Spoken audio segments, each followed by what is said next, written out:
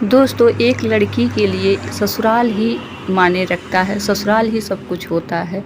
तो अगर लड़कियां ससुराल जाएं तो एक अच्छी बहू कैसे बने, अच्छी बहू के कौन-कौन से गुण होते हैं कि वो अच्छी बहू कहलाएं। आइए दोस्तों, बात करते हैं और बताते हैं कि एक अच्छी बहू के गुण कौन-कौन से होते हैं और एक अच्छी बहू आप कैसे बने ससुराल में, जिससे आपको मान और सम्मान मिले, क्योंकि मान और सम्मान, बड़ों का आशीर्वाद बहुत ही ज़रूरी होता है। इसके लिए आपको अपने को उसी माहौल में ढालना होगा जिस माहौल में आप जा रहे हो, चाहे वो आपसे, आपके घर वालों से, आपके मायके वालों से कमज़ोर हों या आपके मायके वालों से ऊँचे हों, लेकिन आपको उसी माहौल में ढलना होगा, क्योंकि वो आपकी किस्मत है। जहाँ पे आप गए हो उसको आप अपनी किस्मत समझो। अपनी किस्मत आप अगर अपने से बनाना चाहोगे कि बहुत हम ऊँचाई तक जाएँ, ये हमको नहीं पसंद है, तो वो आप टूट जाओगे। तो वो आपकी किस्मत है, उसी में आपको खुश रहना है। तो एक अच्छी बहू का पहचान होता है, सबसे पहला पहचान होता है कि वो हमेशा खुश रहे। जिस घर में जाए, एक अच्छी बहू का पहचान यही होता है कि हमेशा उसके चेहरे पे हंसी हो, मुस्कुराहट हो, हंसती हुई नज़र आए। चाहे वो दुख हो, चाहे वो सुख हो, हमेशा उसको हंसते हुए रहना चाहिए। देखिए, ससुराल में एक क्या होता है कि लड़कियां मायके में रहती हैं, वही माँ, जन्म देने वाली माँ थप्पड़ मार देती है तो लड़कियों, थोड़ी देर लड़कियों का दिक्कत होती है, थोड़ी देर में फिर वैसी हो जाती हैं माँ की तरफ, फिर माँ माँ माँ मम्मी मम्मी करने लगती हैं। लेकिन वहीं पे सासू माँ अगर मुँह से भी कुछ कड़ा बोल दी तो फिर 4 दिन नहीं बोलती हैं। तो ये गलत है, एकदम गलत है, क्योंकि वो भी तो आपकी माँ है, आपके पति की माँ है, आपकी माँ है। तो वो थप्पड़ तो नहीं मारती जल्दी सास, लेकिन कुछ ऐसे कड़े शब्द होते हैं, कुछ ऐसे होते हैं बोल देती हैं, जिसके कारण बहुएं मुँह फुला के बैठ जाती हैं।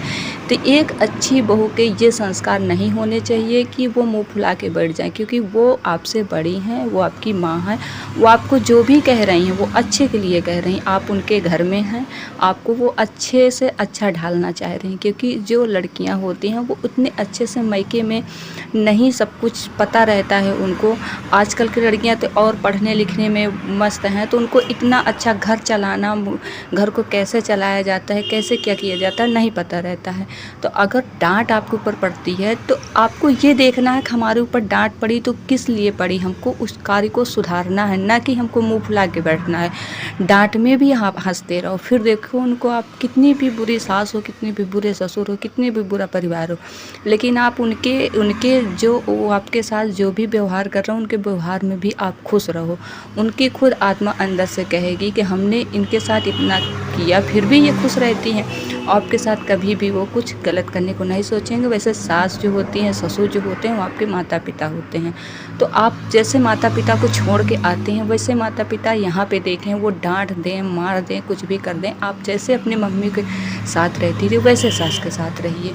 देखिए आपके साथ कैसा क्या व्यवहार होता है। तो एक अच्छी बहू का पहचान यही होता है कि घर में हमेशा हंसते हुए, हमेशा मुस्कुराते हुए रहे, ना कि मुंह फुला के बैठे, ना कि कोई भी बात के लिए मुंह फुला लें, किसी से बोलना नहीं, चालना नहीं, हमेशा गुस्सा में रहना, टांडव करना, लड़ाइयाँ करना, झगड़े करना, ये अच्छी बहू का पहचान नहीं होता है। अशिक्षित बहू अगर हैं तो उनको तो और झुक के रहना चाहिए, झुक के रहना चाहिए, क्योंकि वो शिक्षित है। कहा जाता है कि पढ़े लिखे और ना पढ़े लिखे में बहुत अंतर होता है। तो और आवाज़ में मिठास हो, कोई भी बात अगर आप किसी से करो ससुराल में, तो आपके जो वाणी है उसमें मिठास हो। मिठास का मतलब वो शब्द बोलो जो कि लोगों को बहुत अच्छा लगे। आपके शब्द सुनने के लिए लोग तरसें, जैसे कोयल के शब्द होते हैं, लोग तरसते हैं सुनने के लिए, वैसा शब्द आप बोलो कि आपके शब्द सुनने के लिए लोग तरसें। कम से कम बोलने की आदत डालें, कम से कम बोलें, एकदम स्लो आवाज़ में बोलें, धीमी आवाज़ में बोलें, कम से कम बोलें, और हमेशा सबके साथ खुश रहें। छोटे जो हैं उनको भी मान सम्मान दें, बड़ों को मान सम्मान आदर करें, छोटों के साथ प्यार से रहें, अच्छे से रहें। यही होता है ससुराल। ससुराल जो आप गए वो आपकी किस्मत है। जैसा भी आपको ससुराल मिला है उस माहौल में आपको ढालना होगा और उस माहौल में आपको रहना होगा, ना कि आप उस माहौल में लड़ाइयाँ। आजकल की लड़कियाँ क्या करती हैं कि अगर सासू माँ चिल्ला के दौड़ी तो वो भी चिल्ला के दौड़ती हैं। ये बिल्कुल गलत है, आप तो उनसे बराबरी कर रहे हो। वो माँ हैं, वो आपको डांटेंगी, वो समझाएंगी, अच्छा से बनाने की कोशिश करेंगी, आप अगर उनके बराबरी करोगे तो आप बच्चे कहाँ कहलाओगे, बच्चे नहीं कहलाओगे ना। अगर वो चिल्ला रहे हैं तो आपको ये देखना है किस चीज़ के लिए वो चिल्ला रही। और आपको अगर मायके से आपको काम नहीं आता है, आपको काम नहीं सीखे हो, क्योंकि आजकल की लड़कियां पढ़ाई लिखाई करती हैं तो उतना ढंग तरीका, उतना कार्य मायके में नहीं सीख पाती हैं। जितना ससुराल में जिम्मेदारी काम होता है उतना मायके में नहीं होता है। तो आपको क्या करना है कि वहाँ जाने के बाद आपको अपने सास का कार्य देखना है कि वो किस तरीके से किचन को संभालती हैं, किस तरीके से काम करती हैं। बस आपको उन्हीं का देख देख के आपको करना है। कैसे वो साफ़ सफाई कर रही, कैसे वो खाना बना रही, खाने में क्या बना रही हैं, क्योंकि हर जगह का खाना अलग होता है। हर जगह के लोग अलग अलग टेस्ट से खाना बनाते हैं, अलग अलग तरीके से। कहीं पे ज़्यादा मिर्च मसाला वाला खाना चलता है, कहीं पे सादा खाना चलता है, कहीं पे अपने अनुसार खाने चलते हैं। तो खाने का जो भोजन होता है वो हर घर में अलग अलग तरीके का होता है। तो आपको सिर्फ अपने बड़ों को देखना चाहिए। जैसे अगर आपके घर में सास हैं तो उनका देख के करना चाहिए। जैसे जैसे वो कार्य कर रही हैं उनका आप देख के अगर आप अपने जीवन में ढाल लोगे, करोगे, तो कभी आप उस घर में बुराइयों का कारण आप नहीं बनेंगी। उस घर में आप अच्छे से अच्छे कहलाएंगे, क्योंकि जो आपकी सासू माँ कर रही हैं वही सेम आपने करा है। तो एकदम आपको कार्य अगर नहीं आता है तो आप एकदम उन्हीं का देख के कार्य करिए। देख देख के एक दिन ऐसा आएगा कि आपसे वो बोलेंगी कि हाँ मेरे से अच्छा ये सब्ज़ी बनाई है, मेरे से अच्छा चाय बनाई है, मेरे से अच्छा काम कर लेती हैं। तो आपको इस तरीके से काम सीखना। अगर आपको काम नहीं आता है तो इसी तरीके से आपको काम सीखना है। और हाँ, जब भी आप नहाएं या जब भी आप अपने, जैसे आपके बड़े घर में हैं, बुज़ुर्ग हैं, तो सुबह पैर छूने का रिवाज होता है। जब भी पैर छुएं, आप सासू माँ का पैर छुएं या ससुर का पैर छुएं, तो उस समय अगर आपसे बड़े लोग सासू माँ के पास बैठे हैं तो उनका पैर छूने के बाद उस बड़ों का आशीर्वाद उन लोगों को ज़रूर लेना चाहिए। अगर आप सासू माँ का पैर छुएंगे, जो आपके ससुराल के परिवार के या कहीं के बैठे हुए हैं वो बड़े हैं बगल में, तो उनका नहीं छुएंगे तो ये गलत होगा। उनका भी आपको छूना होगा, जिससे कि आपको आशीर्वाद मिलेगा। नहाने के बाद सुबह पैर छू लें, इससे आपको आशीर्वाद मिलेगा।